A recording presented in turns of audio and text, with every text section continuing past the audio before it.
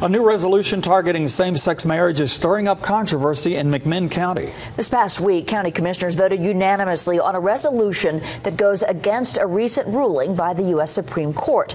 News Channel 9's Alyssa Sprato joins us now with the story. Alyssa. Kim and Calvin County leaders say the point of the letter is to start a conversation between state and federal leaders about putting the power back into the hands of the state and the people. But a constitutional law attorney we spoke with says that's as far as it will go. McMinn County Mayor Mayor Gentry says the resolution stemmed from a statewide referendum back in 2006. What they found, he says, is 88% of the voters were against same-sex marriage. At least 30 states that we know of passed same-sex bans.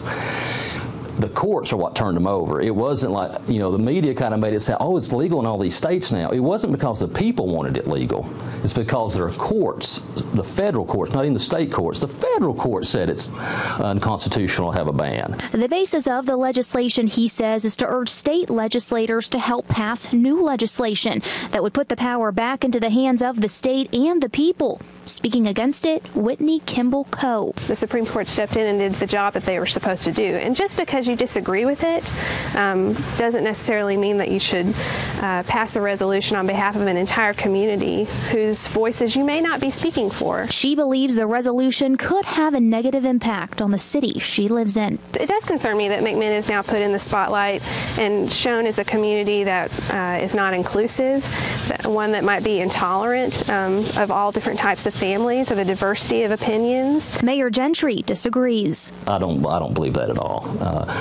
We're a very pluralistic society. We all know that. This is something that the citizens have spoken on very clearly. It wasn't even close. Matthew Rogers is a constitutional law attorney. That's the position that some people are taking, that it's Tennessee's decision, but we have a higher court, and that's the United States Supreme Court, that ultimately makes those decisions. Attorney Rogers says he's concerned as a citizen of McMinn County what the county may be setting themselves up for as far as a potential discrimination lawsuit. Mayor Gentry says they're working on the final rendition of it now, and they'll send it off to the legislatures. Kim. Alyssa, thank you very much.